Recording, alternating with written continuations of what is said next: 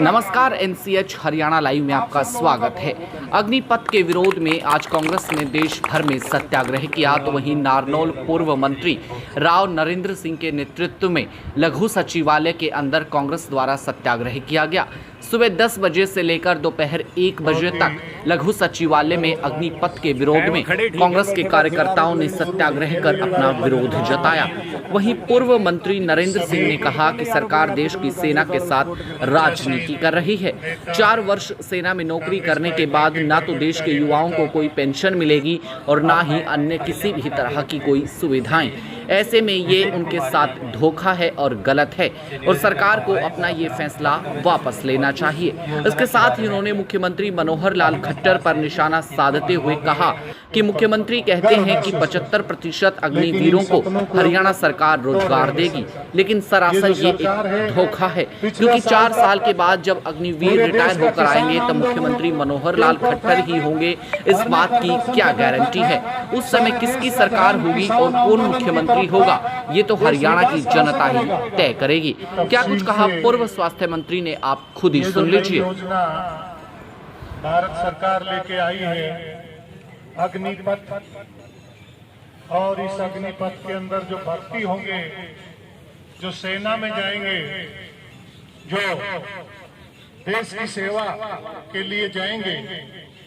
देखिए, आज पूरे देश के अंदर भारतीय राष्ट्रीय कांग्रेस युवाओं के समर्थन में अग्निपथ योजना जो भारत सरकार लेकर के आई है 14 जून 2022 को, जो बड़े बदलाव की घोषणा के रूप में उन्होंने लागू किया, उसके विरोध के अंदर आज ये पार्टी का एक अहिंसा के मार्ग पर चलते हुए सत्य के साथ में आग्रह हमारे निवेदन है कि आप मौजूदा सरकार से इस योजना को वापस लिया जाए, क्योंकि आप और हम सब जानते हैं भारत जैसे विशाल देश के अंदर जहाँ गांव-गांव से लोगों की भावना है देश के प्रति प्रेम करने की, देश के प्रति अपने आप को न्यौछावर करने की, इस देश का इतिहास रहा है। लेकिन देश की सेना के साथ राजनीति नहीं होनी चाहिए, उसमें खिलवाड़ नहीं होना चाहिए।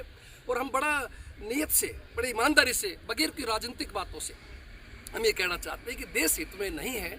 मेहरबानी करके सरकार, जिस तरह से आपने 1 साल तक किसान भाई परेशान रहे, सड़कों पर बैठे 700 किसानों का शहादत हो गई, जब जाके मोदी जी ने कहा कि हाँ मुझसे भूल हो गई, समझने में फ़र्क हो गया, तो आज उन्हीं के बेटे हैं ये लोग, बच्चे हैं, फिर आप दोबारा भूल करने जा रहे हैं।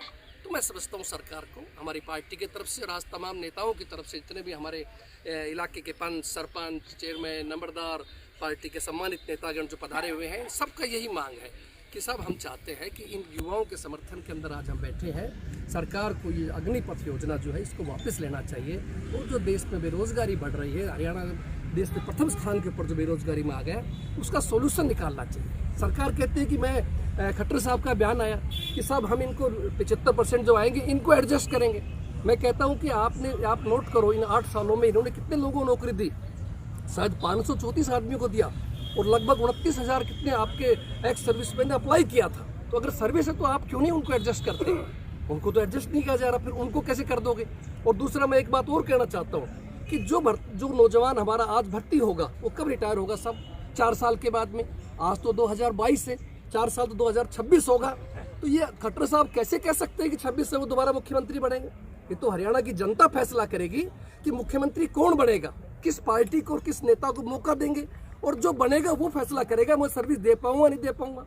ये तो जाने वाले लोग हैं, ये कैसे कह सकते हैं कि हम एडजस्ट कर देंगे? ये सिर्फ एक धोखा है। और स्टेप बाय स्टेप है, पहले हम जंतर मंतर पे इकट्ठे हुए, वहाँ रोज़ प्रकट किया गया, आज इस तरह से प्रोग्राम है। आगे पार्टी का जो भी कार्यक्रम आएगा, लेकिन हमारी एक जरूर कहना चाहते हैं, हमारा कार्यक्रम शांतिपूर्वक तरीके से होगा। ये महात्मा गांधी की, बापू की पार्टी है। और उन नौजवानों से भी मैं निवेदन करना चाहूँगा, देश के अंदर जो है जगह नौजवान जो विरोध कर रहे हैं, कि आप शांति से अपना प्रदर्शन करें।